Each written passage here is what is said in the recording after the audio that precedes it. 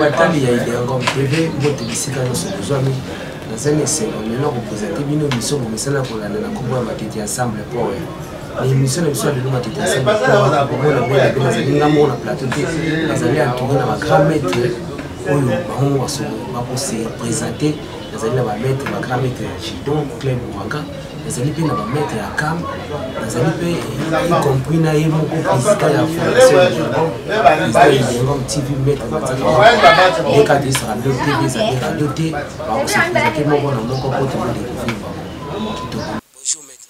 Bonjour. Maître, vous se présenter aux téléspectateurs de Hollande. Ok, merci beaucoup. Moi, je m'appelle Impoma Bomboute Dominique.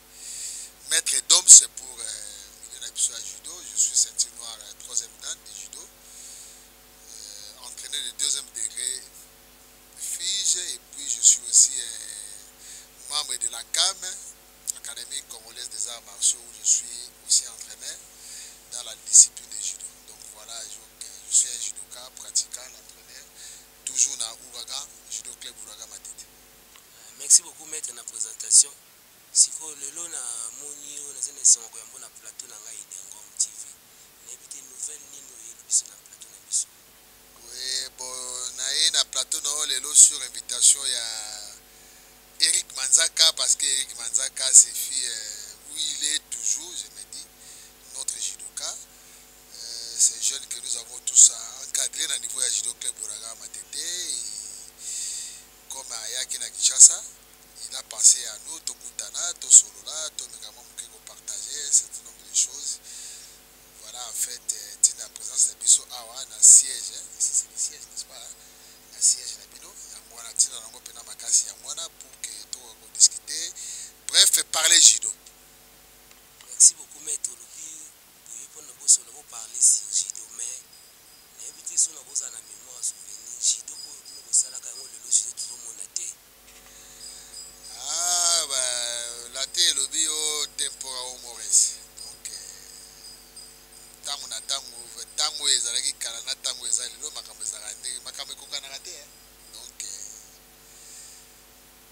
tana biso nous avons eu la grâce, je dirais, il y a au d'abord entre des bons encadrés. Le gars va Fuluta, le gars va mettre Passi Mefa, le gars va mettre Chibangu, le gars va mettre Bijila Pecho. Donc c'était déjà au Baïbaki Jido, Yekolaka Jido Pena Solo. Et nous avons eu la grâce, Yagoye Kolala Epana Bango. Évidemment avec une éducation telle que les éducations de l'autre, parce que nous avons eu des malamu attaquer musique, bien éduqué. C'est la famille, c'est un problème de famille, l'éducation de base au biso tozoa et permettre biso que to pratiquer sport na ba norme nango et puis les lots peu biso peut to ko encadrer. Mais ce qu'il faut retenir les lots, c'est un problème d'abord social et lié plus dans la situation familiale des parents, des gens qui travaillent et qui gagnent pas grand chose, les parents sont commis démissionnaires, irresponsabilité, faute de moyens, bon, les enfants sont laissés aller pour triste sort, donc moi on a commencé à rendre et puis parfois certains enfants qui amènent des choses à la maison, et ça que mes parents sont comment incapables de gagner la bana, ya kolanda. Biso tozali kokola na bakarasi tokoli yaya oyo avandaka soka beti bino ayotika bino na ndako leli bokomi epai na bino apesi rapport na ndako susu babeti bino bapiniri bino mutu moko otikali atikali koblame yaya wana te obeteli biso mwana lelo somi kosimba mwana bato ogangela ya ata kogangela c'est tous les clans qui descend biloko wana nyonso tu esali ke bana babebi et puis bana éducation ezate niveau d'étude eza moke bana bakoti na bangi bakoti na drogue bakoti na gene alors biso osala sport tomelaka masanga te ti tobandaki basport toye kokola to bana komela masanga na kitata boye mpenza boye omona nga na pendant les compétitions na bar omona nga neti nga na bar omona spa Eric bazali so tosisi baentraînement na foyer sorema de mutaki na ndako na ligne équipement na nga nzela na nga je ne suis jamais resté dans les milliers de judoka après entraînement. Ne va peut-être les là-bas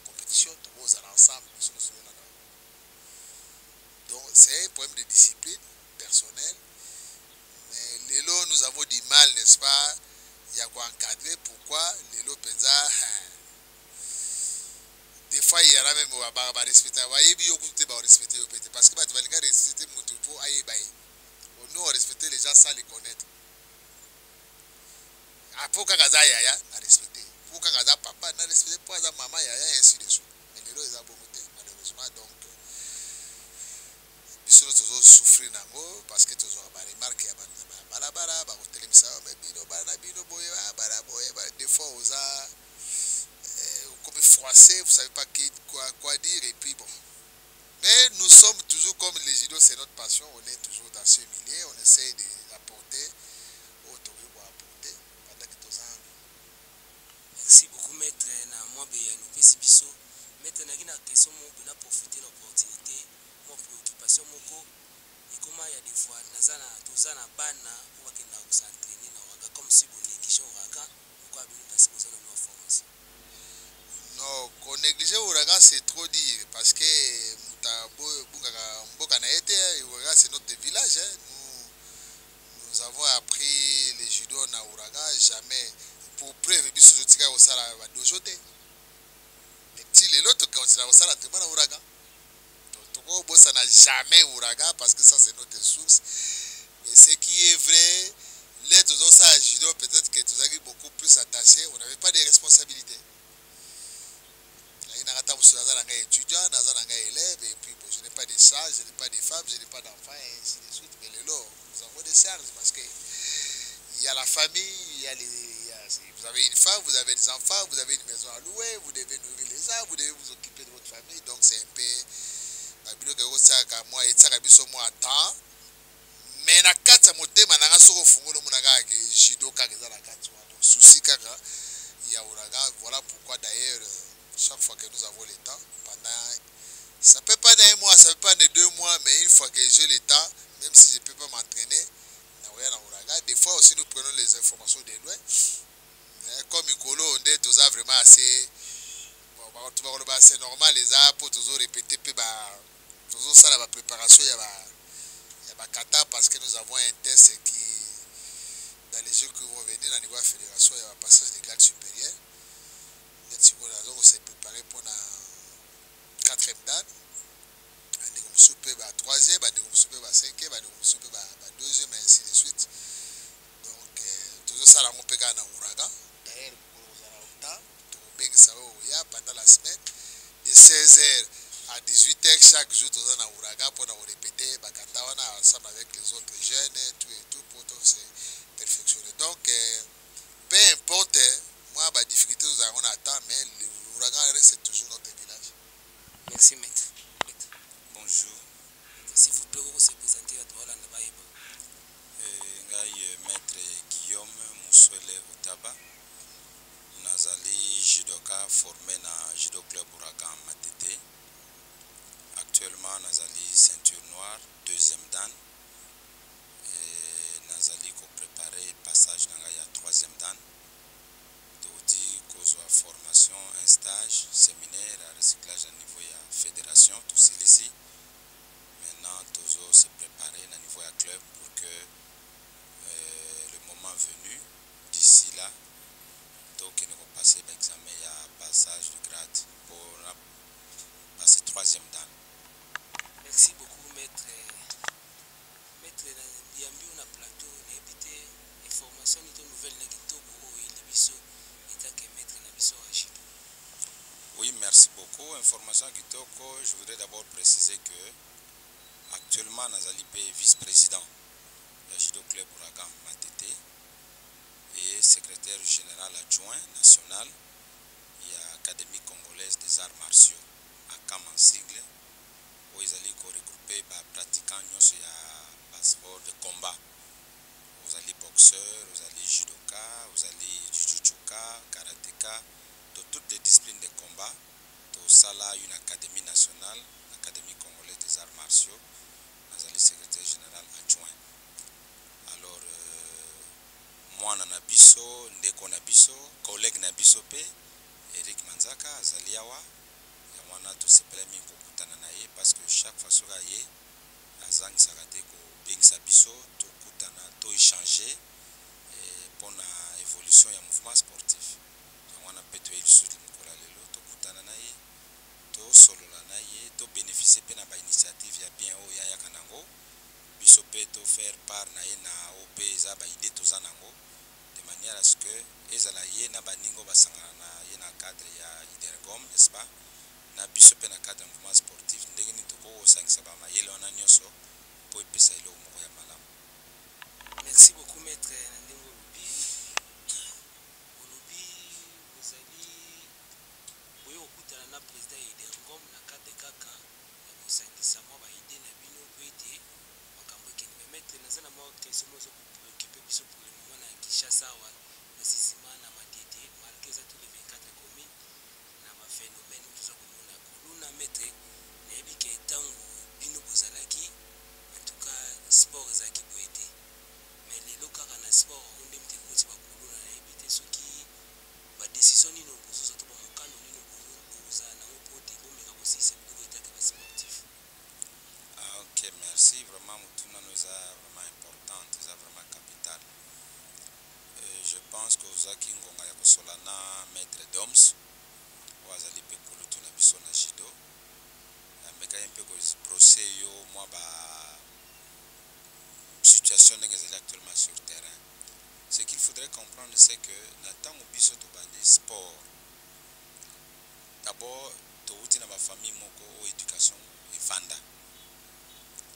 Ce qui fait que aux y a entraînement avec une certaine discipline, aux y a sport de combat avec une certaine discipline, et puis la vie na yo, vous allez prendre une certaine discipline, de par même l'éducation de base aux anomona katia la famille. Et des deux, tous y a la sport, ben, on était sur le banc de l'école. Tous on a un cursus normal des universitaires. Ce qui fait que conception n'a pas sport. Les gens ont une conception élevée par rapport à la conception de jeune Bazanango, l'élo. Je vous ai dit ici, parmi nous, moi qui vous parle, dans un ingénieur de formation, ingénieur en génie énergétique. Et je travaille. Donc vous voyez que dans ma philosophie, dans ma tête, il est comme ça qui couluna et quelles sont les vertus à sport de combat et comment je dois aussi me comporter en tant que citoyen civique. Or, actuellement, maître d'homme, je crois, a eu le temps d'expliquer, il y a aussi les conditions sociales, il y a le problème d'éducation de base qui font que, parfois, le besoin au salle sport, déjà dans l'objectif, il y a ma bena moutou. Biso, tobanaki sport sika, d'abord, tozé babakulu tobanani. Awa mile toye à sport, ba règle na ba principe na mweza lindenge nini. Du point de vue, il y a sport, mais du point de vue aussi, il y a législation, il y a mboka.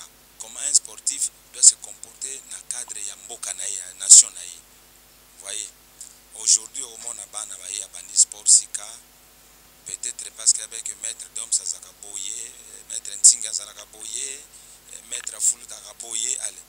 À peine à maîtriser tout à éléments fondamentaux et à sport en côté, il y a un commis comme un bibende na tinel.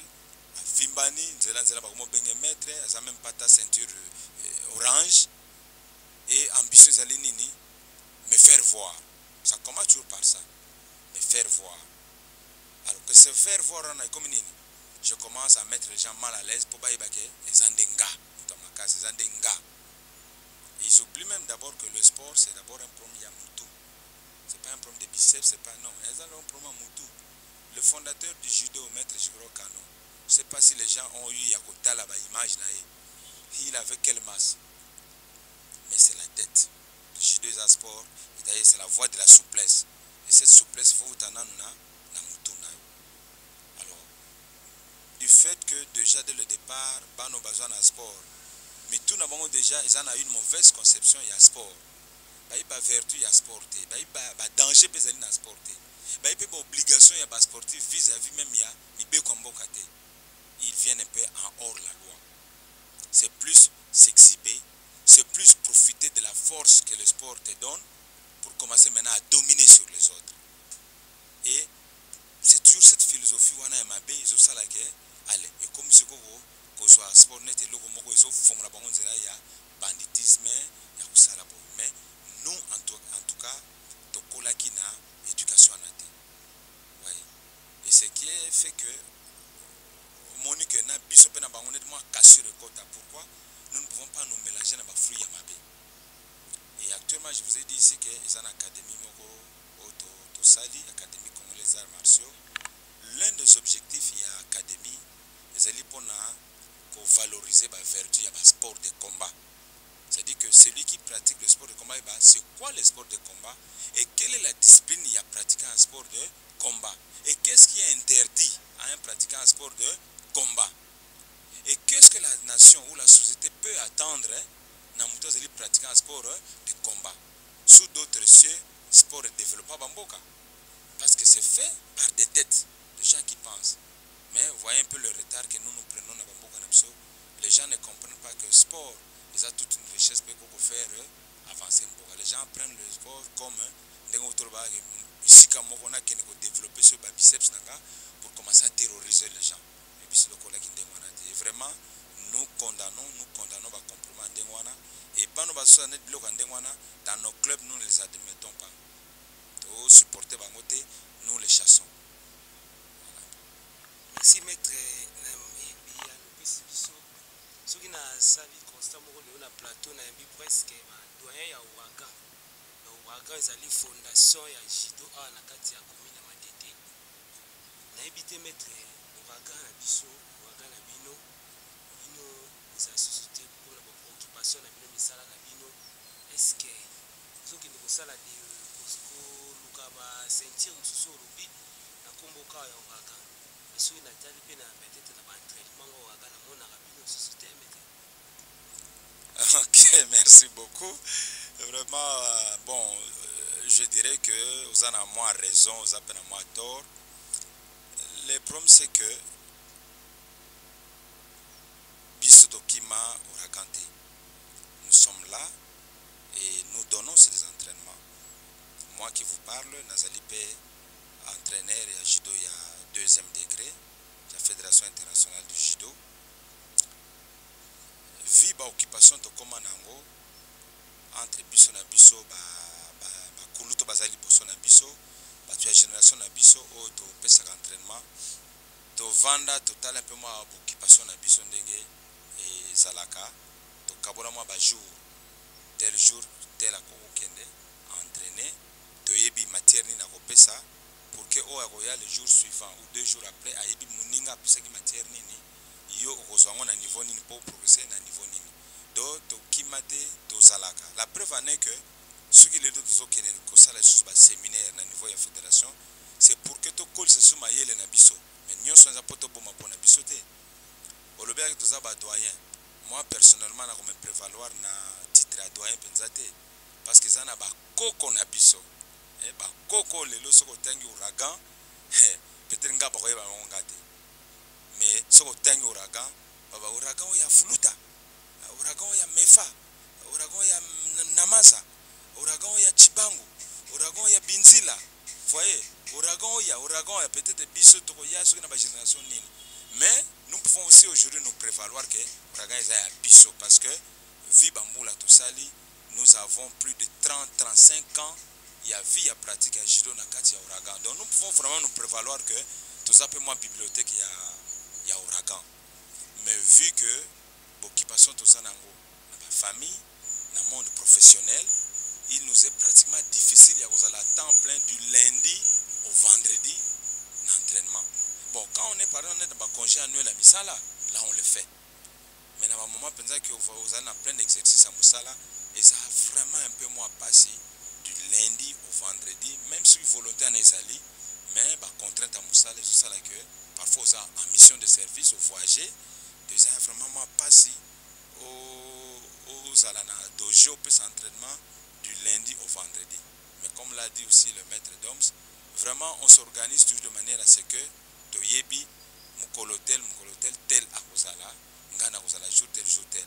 Mais ça l'a peu pas joué binonio sopé, beaucoup d'années, et puis ça l'a bien vraiment, de remarquer que présence d'Abisso, et ça l'a bien à clair, parce que vous sentez que même morale bozo pesa, philosophie bozo pesa, vraiment les enfants trouvent que non, ils ne pas plus comme sous ceux qui ont battu à Kabiso, vertu en athée.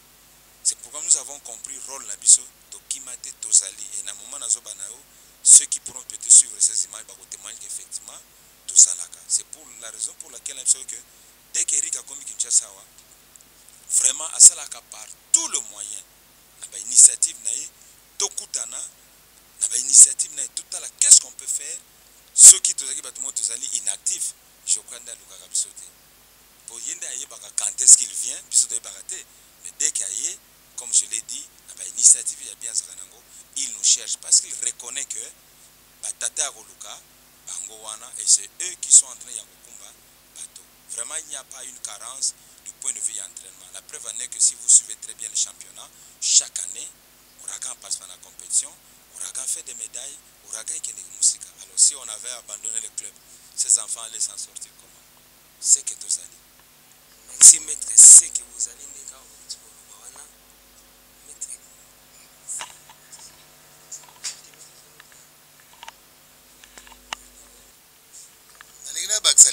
par rapport à Ndege Guillaume Soka.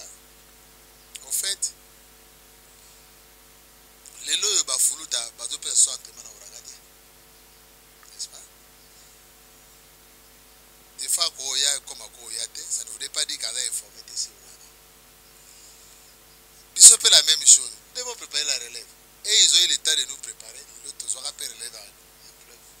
Et donc, il y a aussi une jeune relève mais qui n'est pas encore arrivé vraiment au point, mais qui a besoin que toi, toi assistant à Bango pour que Bango peut Bakora parce que il y a encore un peu d'entendre que Bisso peut les résoudre comme on a un ouragan.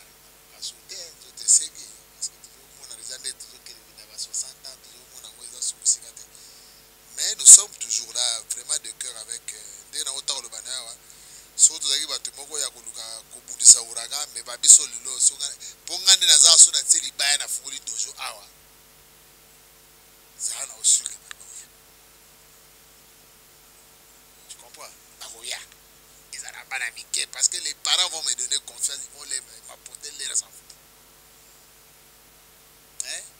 Mais, na osala dojo, d'abord, na taille, on a un ouragan, tu viens à sous dojo.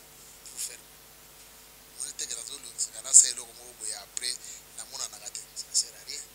Donc, Ouragan, c'est toujours comme la hôtel Oloba, jamais tant que tout ça la carte tant que tout ça en vie, c'est toujours notre village.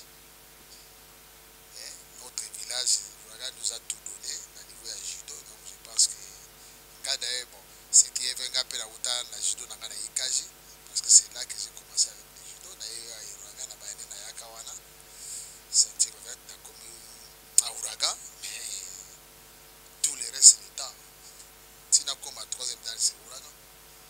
Parce que nous sommes en test, il faut association naïe. Il faut avaler l'association. Dès que la fédération, tout ça, avaler l'association. Pour preuve, il y a président de l'association d'Abisso Diabat. Où le maître Guillaume a vice-président. Il a signé la fiche d'Abisso. So ya fini à côté toi na val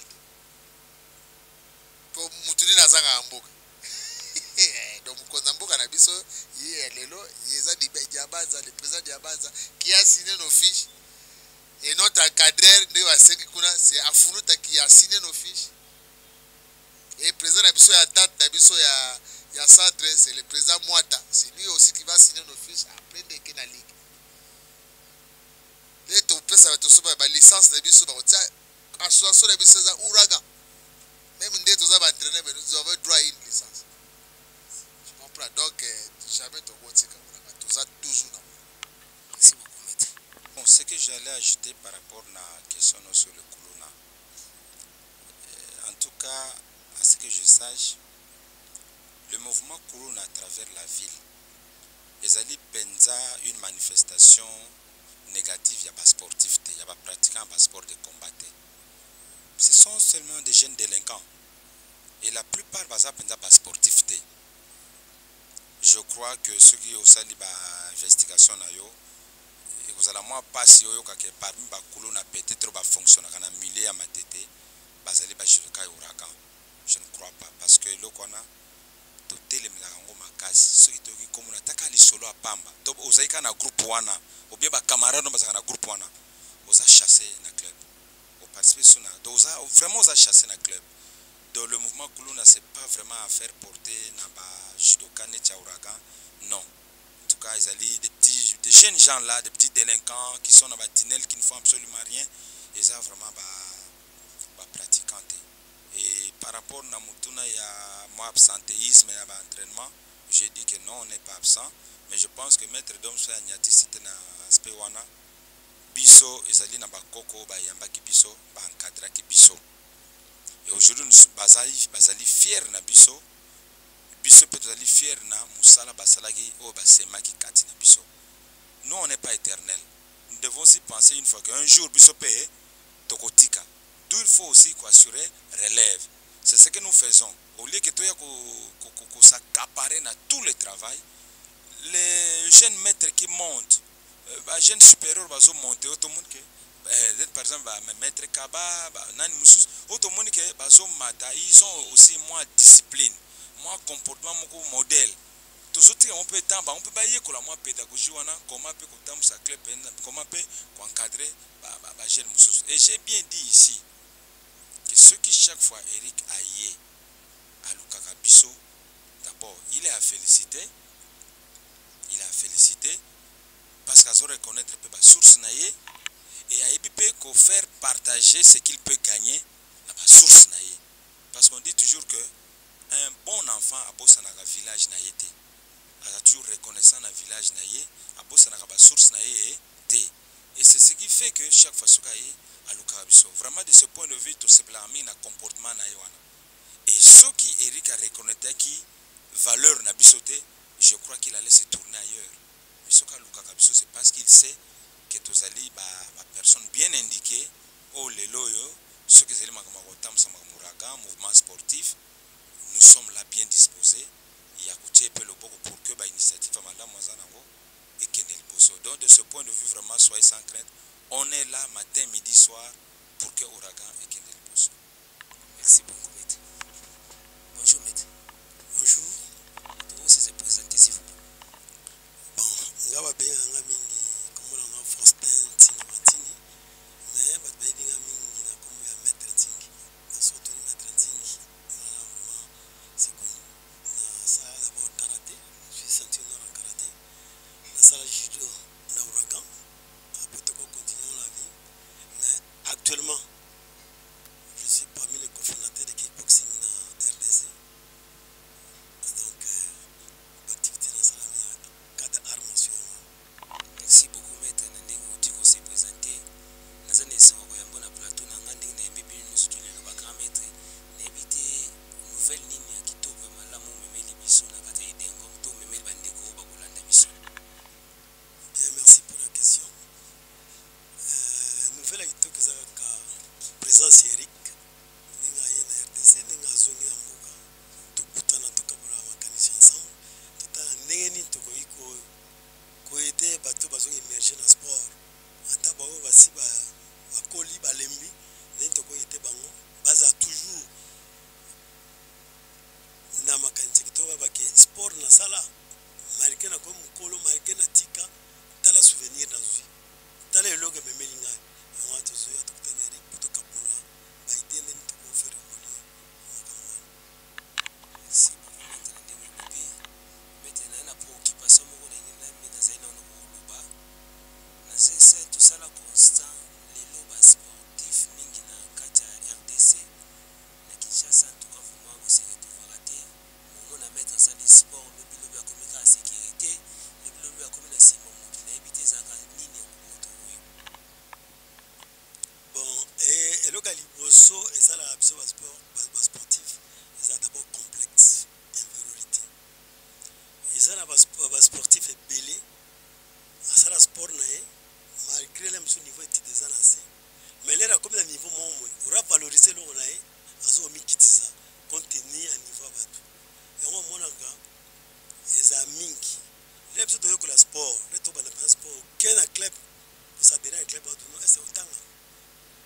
tanga tout moi le centre na ko ballon yo za non ça a besoin tout travailler bateau mais tout ça là donc sport les aga et là va volter et là il participer tout ça sport tout ça peut va cadre d'entreprise nous avons étudié tout ça peut sport donc sport les là va volter et c'est là bateau en principe faut tanga pour ça sport bien parce que sport les a intelligence surtout ça judo c'est un maïl vous savez ça là mouvement là muto alekio na kilo alekio na poids mais il faut quoi ça donc il faut ça maïl oui bah que mouvement on ça on est ni pour muto quoi et ça quand attendre tout moi le mutakela simandaka même benda vimi au côté pe nzela pour apeta tali ko fa kokati au mona même atato ba phénomène aux les la majorité de ces gens là parce que la sport au mona mutule musake ka 2 jours avec ndenga okoya kima même boyoka kuna kuma comment moi appeler ça ce qui a ndengeni côté muto ya que ça je sais pas 2 jours qui mais à comment moi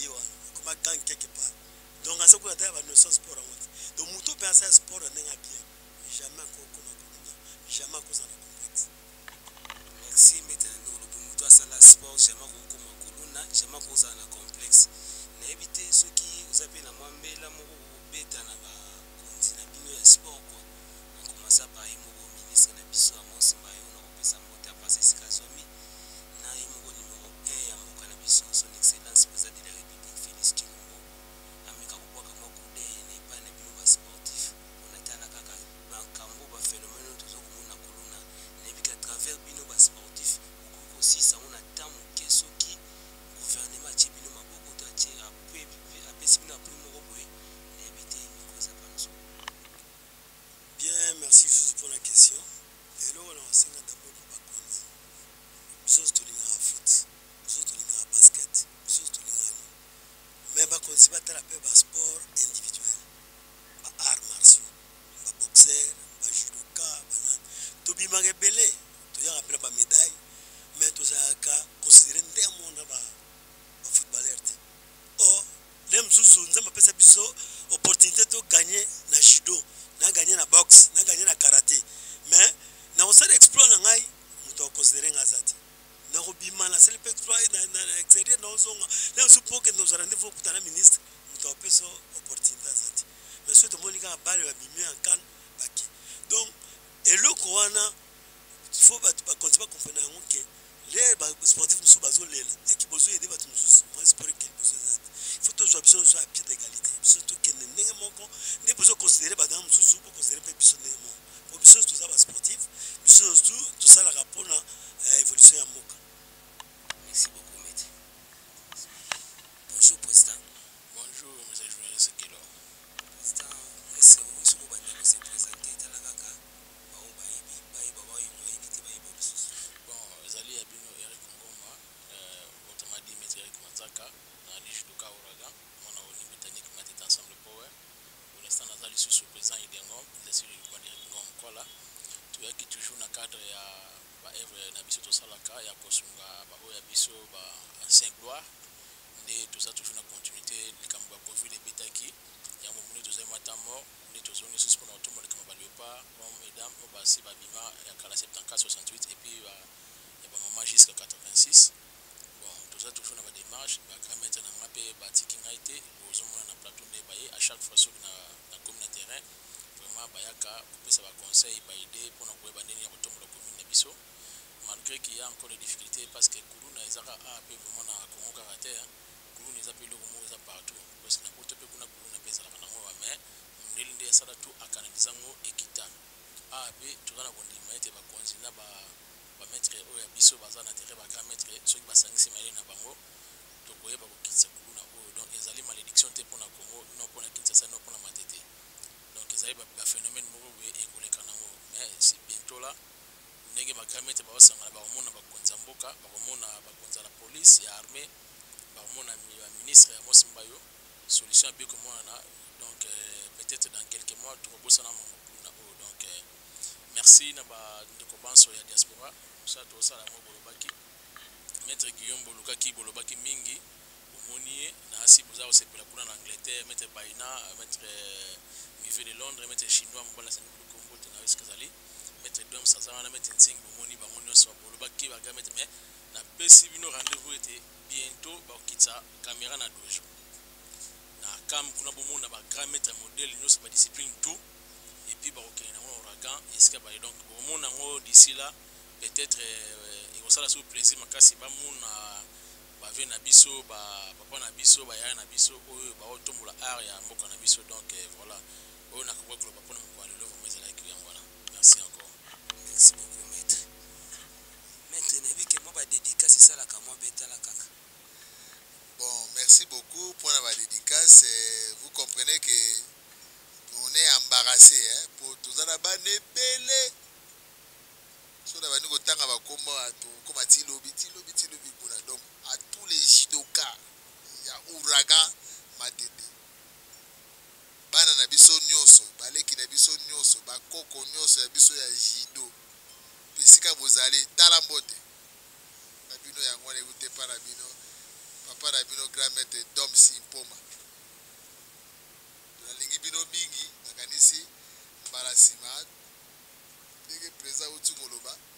Kamera okita na dojo po ndenge bozoli lana e kozalaka po na kamera yende te ya mwana to kokende te. Mais il y a quand même bomona ndenge ni na ba condition pe ni no biso sala ba entraînement po ba condition sala ba entraînement eza ya ngote.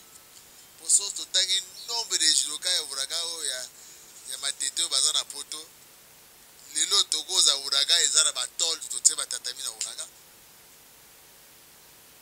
tokoya pe ko filmer dozo botala ba réalité ba condition ndenge nini ante bezo pesa malakata Ouragan ezala bien donc soutien na bino soko senga ka bozala bien bo pasaka ke club ezali ceux qui ezana ba activité ya kosala ya malamu na coach ya club ce n'est pas forcément na biso président Eric azali mutaya ya Kishasa mingi. Je ne pense pas que ce que nous savons le logo et pour Ouragan il y a des défis à mon intérêt. Je ne pense pas. Donc voilà ce que je peux dire. Il faut que le club est allé et puis il la de loin d'égris beaucoup ça la pour notre club. Voilà tout ce que je peux dire. En tout cas, on la bino nyos bukili nyos te ba judoka nyos na Paris, na Londres, na Suède, Italie, je sais pas moi Espagne. Même en Afrique, partout où vous êtes, judoka Ouragan et puis tous les judokas en particulier congolais, partout vous allez, il y a des gens qui sont surtout, Bageda, Saint-Paul, Ikaji, Ngiringiri, Kitambo, Sekam, tout partout. Tous les judokas vous allez en tout cas, vous allez vous sangana, et ça la bien sûr vous allez tous allez en tout cas merci beaucoup. bandeko na ngande kaka tolobaka tout qui commence bien et qui finit bien moni ndenge tokomi na bongo na suka ya émission na biso oyo batete ensemble pour oyoki bapréoccupation bamaître oyoki bamaître ndenge balobi baréalité oyo bazali nango baréalité bazali komona en tout cas bandeko esali biso place mpe mawa mpe esero po ete bamaître babi quel que soit bacharge na bango quel que soit indisponibilité na bango mais basalaka toujours effort po ete nzoto nano ezala forme po ete badojo mpe baclub na bango mpona te yango wana jamais nakokosisa émission koremercie bandeko nyonso to basungaka na mosika oyo tobengaka bango bahéros da l'ombre pa akomasa pa ye moko teo mbala eliakim teo dola kuna na kati ya Reine Mbote no 7 à 6 ou 7e équipe makasi mama Mbote kuna so esika ozobi na Reine vie na nga mive de Londres vie en tout cas tala kaka yo sayo ide ngoma en plein sayo pitino les routes à rotation en plein donc bossa na te trésor Thomas Francis Thomas Mbote esika ozobi kuna na kati ya bayar des forces de pouvoir kuna na kati ya Reine ye moko molandi monene ya ide ngom TV TGV Confiance, Mbote Eskozami, secrétaire général Vanikenda, leader